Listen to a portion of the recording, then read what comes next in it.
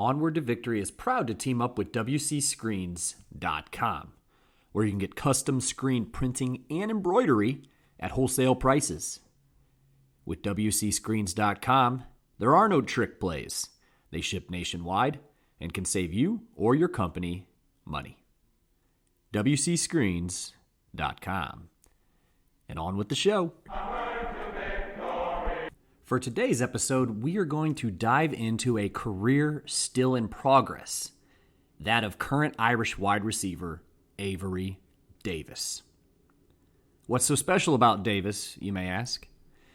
Well, when one thinks of some of the most special team-first guys in recent Notre Dame history, I'll offer Davis, a blue-chip recruit who changed positions for the good of the program enough times to make your head spin. In an era of, let's call it a robust transfer portal, that's just downright admirable. Buckle up those chin straps, Irish fans. This is Onward to Victory.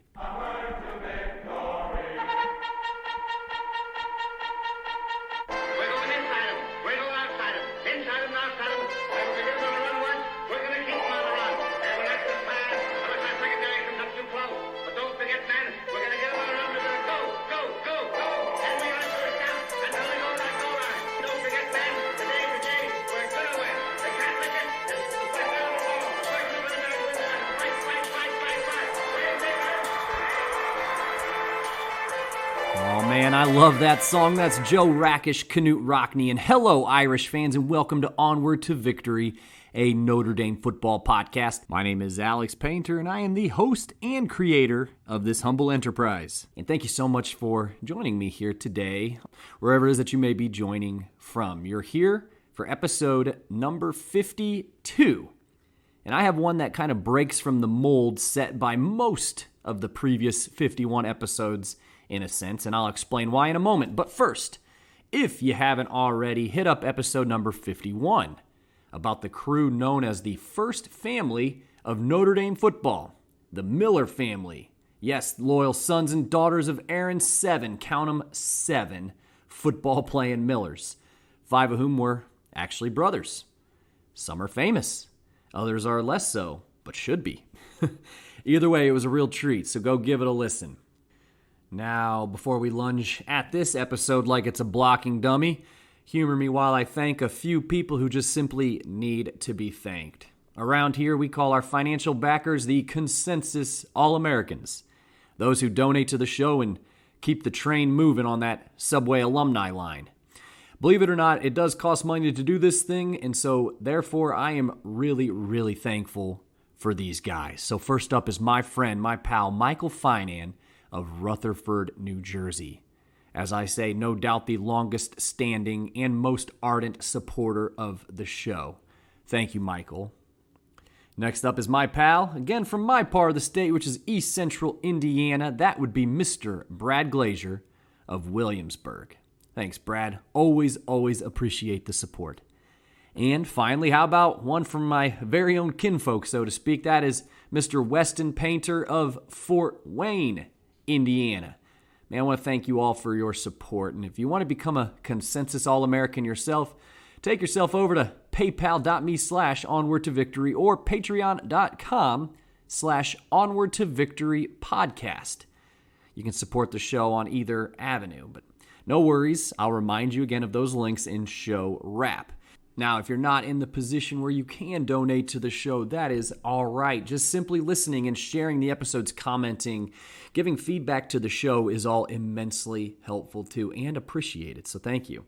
Finally, thank you to our 2021 season sponsor, that is WCScreens.com, the gold standard of the screen printing and embroidery industry. So, if you have needs in these areas, make sure you visit my pal Tony and the rest of his team at WCScreens.com. I mentioned a moment ago how this episode is going to be a bit of a mold breaker of sorts. What do I mean by that? Well, with the exceptions of the spring preview, season preview, as well as the draft recap episodes, nearly all the show's efforts celebrate the illustrious history and rich lore of the University of Notre Dame and the beloved football program. If you're new here, though this is indeed a Notre Dame football podcast, it is in equal parts a history, research, and storytelling podcast as well. In layperson's terms, I suppose, yes, probably 85% of the show's episodes are dedicated to sharing more about the quote-unquote yesteryear of the program. So today, that changes, as the focal point of this episode is a current member of the team. Like many of you, I don't miss Notre Dame football games. And again, perhaps still like many of you, I actively and avidly digest as much Notre Dame news and insights about the current editions of the Irish that I can. Of course, in addition to researching about the history of the program. And I kind of attack both with probably fairly equal intensity, but this show doesn't really focus much on the present, at least not in large part anyway, and that's because there are a lot of folks out there who offer really stellar content on the current editions of the Irish and who have been doing it a heck of a lot longer than I have. And so I guess I kind of stay out of that lane because, well, there's quite a few cars in it, so to speak. A lot of traffic, a lot of competition, whereas in the history portion of the Notre Dame football program, I think I got that one kind of cornered. But anyways, I'll get back on topic here. I was watching what proved to be yet another incredibly dramatic game here during the 2021 season. This one was against Virginia Tech in Blacksburg. And Notre Dame is down 29-21 with less than 4 minutes to play in the fourth quarter. The embattled, beleaguered Jack Cohn is reinserted at quarterback. And the offense suddenly is on the move. With now about 2.5 minutes to play, the Irish find themselves second and goal from the 4-yard line.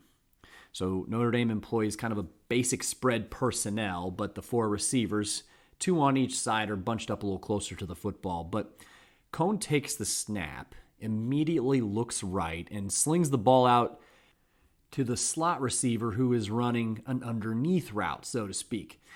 Though the receiver is tackled almost immediately by the safety, the receiver outstretches his hands, holding the football, and he breaks the plane. Touchdown, Irish.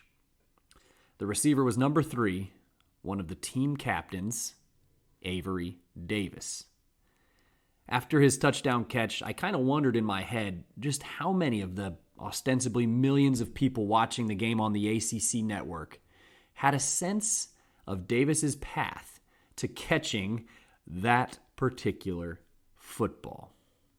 Davis happens to be one of those dudes on the team that I just root extra hard for. And I'll tell you why. Oh, and the Irish won that game 32-29, by the way. But Avery Davis will not go down as one of the most statistically prolific wide receivers in program history. Maybe not even in recent history. But damn it if he will not go down as one of the most endearing. Davis reminds me of something Knute Rockne once said when he said, quote, "The secret is to work less as individuals and more as a team. As a coach, I play not my 11 best, but my best 11." End quote. As far as I'm concerned, you won't find many players as program first or as selfless as Avery Davis. If I may sound even a little soft here for a moment, I actually treasure every time he makes a game-defining play. Yes, I told you he is one of my very favorite guys, but allow me to explain a bit further. Davis was highly recruited out of high school, ultimately garnering 16 offers according to Rivals.com. Other than Notre Dame, Baylor, Houston, Texas Tech, Purdue, and Colorado, among many others, came calling for the Cedar Hill, Texas product. That is Greater Dallas for you geography nerds like me. Anyway, they came calling for good reason. ESPN.com had Davis as the 153rd best player of the 2017 class and as the 7th best dual-threat quarterback in the entire country. So yes, quarterback. If you weren't already aware, you may be raising an eyebrow already. So he commits to Notre Dame as a junior on March 21st, 2016. His senior season that fall, despite missing 2 games with an injury, he passed for nearly 3,000 yards and 37 touchdowns. And not for nothing, he piled up additionally nearly 400 yards on the ground, rushing with 6 more touchdowns. Needless to say, after such a wildly successful season, the accolades were raining down on him as a prep QB. But even after a prolific senior year, his commitment to Notre Dame never wavered. As a bit of a testament to this, even after he committed to Notre Dame, he was still actively receiving scholarship offers, perhaps most notably including one from Auburn. But you're going to pick up on a strong trend here very soon. He signed his letter of intent in February of 2017, and he enrolled at Notre Dame as a student June of that year. So he spent the entire 2017 season on the scout team, or the players who practice day in and day out, trying to get the active players ready for Saturday's game. So, of course, he got to keep a year of eligibility, and he was one of 10 players on scholarship who were on the scout team. That group actually included future standout linebackers Jeremiah Usu-Koramoah, you may have heard of him, and Drew White, as well as offensive linemen Aaron Banks and Josh Lugg. 2 of those guys are, of course, still with the program, and 2 are in the NFL. Anyway, 2018 rolls around, so this is Avery's second year with the program.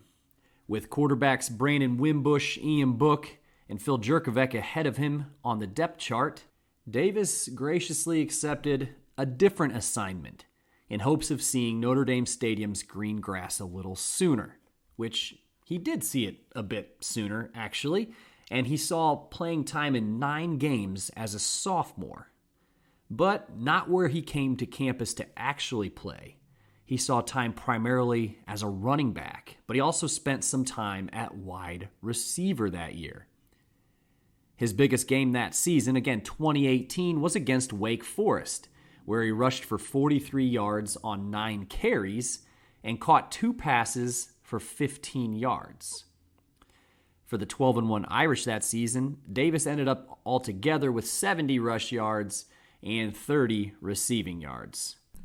So, Davis went from highly sought-after quarterback, running scout team, to running back, with some wide receiver sprinkled in there as well. So, heading into spring ball in 2019, so this is before Davis's 3rd season with the Irish, so second semester of his sophomore year, if you will, Irish head coach Brian Kelly kind of realized he had a bit of an issue. After the departure of All-American Julian Love to the NFL, the coach realized he was a little lean at cornerback. He knew just whose number to call. Avery is a winner, Kelly said. We recruited him here as a quarterback because of his traits. And looking at his physical numbers, they just jump out at you. Comparing him to the other defensive backs, it just made sense for us to find an opportunity for him. He moves so well, and he has really good football instincts. He's got a real chance. We'll see how it plays out, end quote. Oh, for a quick source, that was from the Chicago Tribune, March 1st, 2019. So the man works out all spring, all summer 2019 as a cornerback. A drastically different set of athletic skills than quarterback, running back, and wide receiver, especially at this level of play. And not to mention, absorbing a completely different playbook, completely different schemes between offense and defense, and of course a completely new set of terms as well to learn. And then, in response again to injuries and availability, Davis was moved once again back to wide receiver once the 2019 season started. Can you believe that? When Avery later reflected on his first 3 years in the program, he said, quote, I would be lying if I sit here and tell you it was sunshine and rainbows the whole time. I definitely went through dog days and days where it was complete confusion. What's going on? Where am I going to be? It was a point where I'm playing in the fall and in the spring in completely different positions. From a comfort aspect, you're really not able to set fast and set your mind on a specific task and grow at it because it's such uneasiness, so much uncertainty. So he continued, every day was a battle for my first 2 to 3 years. Every day was a constant having to reset my mind. It wasn't like I could just get up and go to work. I had something I had to think about. This is probably going to be a tough day, especially when I was playing defense. This is going to be a tough day because I am so far behind the threshold of everybody else. Everyone else is improving, and they're here to play the position that they chose to play. That was really tough for me. End quote. Man, and that is a whole lot of maturity that I don't think many guys have. I'll speak for myself. I know I don't, okay? So 2019 begins, and I am proud to say that I and my wife and my son Grayson saw Avery Davis's first career touchdown in person during a 66-14 rout of New Mexico. So he actually scored another touchdown during a win over Bowling Green. So for the 2019 season, he still played kind of a reserve role in the wide receiver core, but he did end up with 10 catches for 124 yards and 2 touchdowns. And then he also added 10 rushing yards on 6 carries. And I'll be the first to tell you that I am not going to bemoan a player for transferring, even though it may seem to be happening more these days. And if you know me well, you know that I think people complaining about how college kids who are generating hundreds of millions of dollars for their respective universities is super lame. But, let the kids play where they can maximize their time, find the best fit for them. And I completely understand that things change, particularly when you're 17, 18, 19, and 20 years old. And coaches get to skip town at will, don't they? But that being said, I'm going to go out on a limb and say again, most kids in Avery's spot would have skipped town very early on in this narrative. So why was he being passed from position group to position group? Aside from being a bit of a tweener on size, he stands 5'11", 200-ish pounds. I don't think it was probably much of a secret that Avery Davis just wanted to help the program win, however he could. Anyway, let's get serious here. 2020. Avery Davis, now in his 4th year in the program, is finally playing the spot that he was actually actively preparing / had played the previous season. So this is fantastic news for him. And of course, we don't have to get too deep into how the 2020 season was completely turned on its collective head. As most of you, probably all of you remember, most of the schedule was scrapped and the Irish joined the ACC for the season. Gasp. But with Ian Book under center, Avery Davis was penciled in at slot receiver, starting alongside fellow wideouts Javon McKinley and graduate transfer Ben Skoranek. So as a quick personal note, some of you may remember it. It was back, I believe, in the 2020 spring preview episode. I began calling Avery Davis the quote-unquote golden shovel of the program. Now, the golden shovel is kind of one of those awards that's often given to people in recognition of work ethic, team-first attitude, or etc. It also fits golden shovel because, well, the helmets are gold. But I'll tell you this much, my brothers and I still call him that quite frequently in our group text. But throughout the first 5 games of the 2020 season, Davis caught 12 passes, which equated to what he caught all season in 2019. So he is making much larger impacts on the offense. And that touchdown that he had was a big one. It was caught in the 4th quarter of the first game of the season against Duke, which essentially put the Blue Devils on ice. But his career, to that point anyway, climaxed on the largest stage imaginable. And folks, it kind of felt a bit like poetic justice. November 7th, 2020, the number 1 Clemson Tigers against the number 4 Notre Dame Fighting Irish in South Bend. I know it just happened last season, but this was still probably one of the best games I can remember.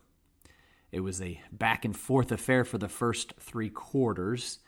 The score was tied at the start of the 4th quarter, and Clemson actually took the lead 33-26 with 3 minutes left in the ball game.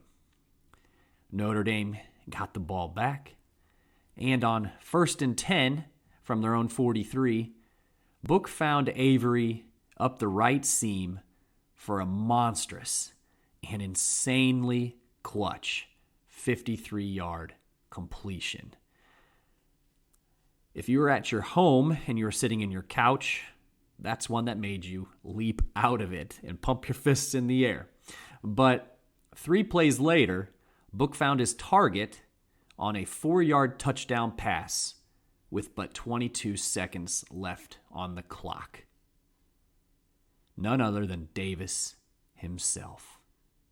Let's get some sound from that. Actually, let's get some sound from both of the catches. Shows pressure. Here they come with 5. It's picked up, and Book's going to take that shot. Now, Avery Davis, 20. Davis, 10. First and goal for the Irish at the 5. Williams, the back, next to Book.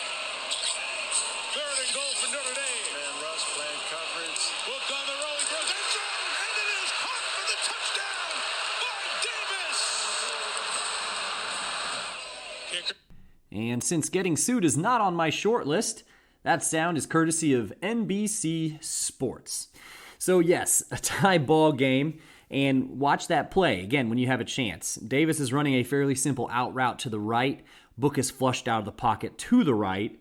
Davis actually stops his route and kind of wiggles a bit to the left to break off his defender. Ian threw a dart into the tight space, which, fortunately, Avery held on to. Notre Dame would ultimately win the game in 2 overtimes, 47-40, to defeat the number 1 ranked team in the land.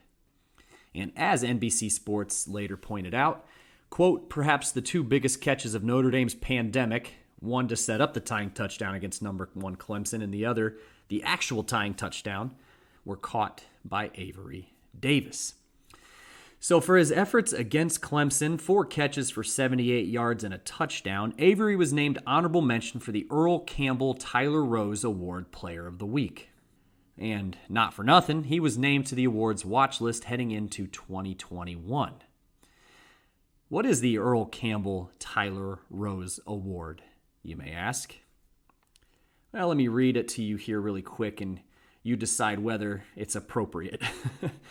Quote, the award recognizes the nation's college offensive player of the year who meets the award's criteria and to encourage student athletes to succeed on and off the field, while having the drive and the tenacity to persist and overcome adversity in the pursuit of reaching their goals, end quote. Yeah, check, please. So Avery finished the 2020 campaign, a 10-2 season for your Irish, with career highs in catches, 24, yards, 322, and 2 touchdowns. For good measure, he added 57 yards rushing on just 3 carries. I had to dig back to find the quote, but we all know that 2020 was full of adversity. Similar to what happened to Clemson, Notre Dame had to prepare for the possibility that Ian Book and maybe the entire quarterback room may get pinched by the COVID protocols. Irish Sports Daily reported in October 2020 that when Davis was asked if he was ready to play quarterback, if something should go sideways or something, he gave the answer you just knew he would when he said, quote, I haven't taken any reps, but I'm always prepared. That was the position I grew up playing, and I love the position. I'll always be prepared if that were ever to happen, end quote. So after the 2020 season ended, Davis opted for a 5th year so he could pursue a graduate degree. So just to underscore what this guy means to the program, he was voted one of the team captains for the 2021 Fighting Irish this past August. Current Irish offensive coordinator Tommy Rees, at a press conference following the announcement of Davis's captainship, told the crowd of reporters that he loves, yes, loves, Davis. And, quote, "You want to talk about a resilient young man who has never complained once and has done everything this program has asked of him. That kid, whatever he needs the rest of his life, he has an ally. He is an unbelievable young man," end quote. Which, I guess, pretty much brings us to the present. On September 18th, 2021, Avery had his first 100-yard game, hopefully not the last of his career, against Purdue, a day which featured a career-long 62-yard catch. So, should he stay healthy, he looks primed to set career highs in every major receiving category this season. And I'll tell you this much, Irish fans, watching the games is a hell of a lot more fun when you can enjoy and even cherish the time some of these guys spend under those golden helmets. And for me, one of those guys is, without a doubt, Avery Davis. Why? Well, I suppose that would be everything we have discussed for the past 27 minutes. There just aren't a lot of young men, in my opinion, out there like Avery Davis. And I'll be right back.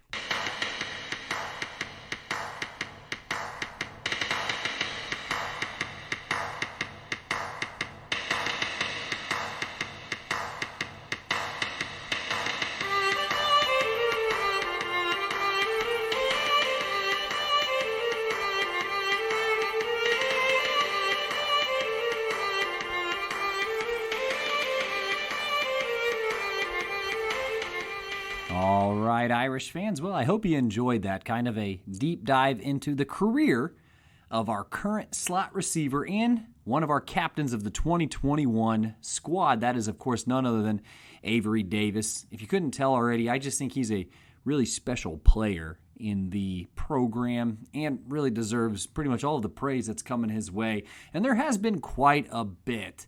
But, however, I can't help but think when I watch the games on Saturday that I want to share every time this guy makes a game-defining or a game-breaking play. I can't help but think maybe not everybody knows just how far this guy has come. So I guess that's what this episode was, in a sense, a bit of a commemoration, because I do deeply admire and respect Avery Davis. And you know what? Avery actually got into the promotion game for this very episode. If you're on the Facebook page, check out his video message to the listeners here for Onward to Victory, a Notre Dame football podcast. I was able to connect with Avery through the Cameo app. Again, thanks in part to the folks who passed the legislation about the names, image, and likeness for NCAA athletes. So if you're not on the Facebook page, jump over to facebook.com/Onward to Victory podcast. But in the meantime, here is the message that he wanted to deliver to the Onward to Victory audience right here. What's going on, everybody? Avery Davis here. I play wide receiver at the University of Notre Dame. I just wanted to reach out and ask everybody to tune in to the Onward to Victory podcast.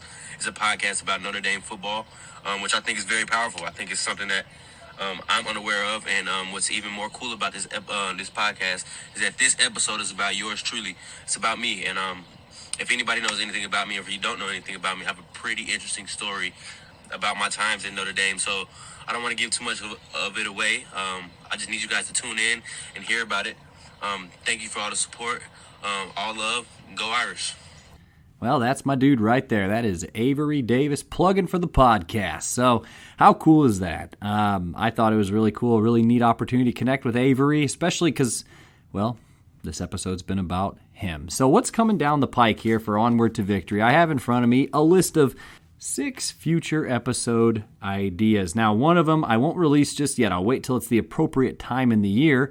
which I'll explain later. However, I have episodes lined up, or at least in the queue, for the very first Notre Dame game back in 1887. A bit of a game recap for that. How about an episode about Jess Harper, who was the coach right before Rockne. He actually coached Rockne while he was a player, but he was also Notre Dame's first athletic director and just a force in Notre Dame athletics. Well, there's the 1913 Notre Dame Army game where the forward pass was kind of pioneered in a sense. There's going to be an episode about that. How about Clifton Brown, who was a quarterback for the Irish in the 1970s, and he was actually the first black quarterback in program history. That would be kind of a new addition to the Gridiron Groundbreakers of the Fighting Irish series. And then finally, I've been getting kind of into pro football. Pre-1920. I know, sounds exhilarating, right? Well, 1920 was kind of the formal start to the National Football League, the NFL, if you will, of course. But there was a lot of pro football that was played before that. So I've got kind of this episode banging around my head about early Irish pro players, because there was quite a few of them. And early professional football was distinctly Midwestern. So if you're from the Midwest, or if you live around here, there were franchises everywhere, and nearly all of them had former Irish football players. And I think that there's a lot, and I mean a lot, of stories to be told here. So those are all coming down the pike, believe it or not. But for today, I will sign off here in a moment, but before I do that, again, reach out if you are curious about how to become a Consensus All-American. So again, that super special sect of show listeners who support the program from a monetary standpoint. Your current Consensus All-Americans include Michael Finan of Rutherford, New Jersey, Brad Glazier of Williamsburg, Indiana, and Weston Painter of Fort Wayne, Indiana. Fellas, I can't tell you how much I appreciate you. And our show sponsor for the 2021 season is in fact the gold standard of the screen printing and embroidery industry. Visit my pal Tony at wcscreens.com. He'll make sure you're taken care of in every way, shape, and form. And with that, I am going to sign off on this episode, number 52, all about your favorite 2021 Notre Dame captain and current slot receiver, Avery Davis. This has been Onward to Victory, a Notre Dame football podcast. And in kindness, I'm your host, Alex Painter. And as always, go Irish.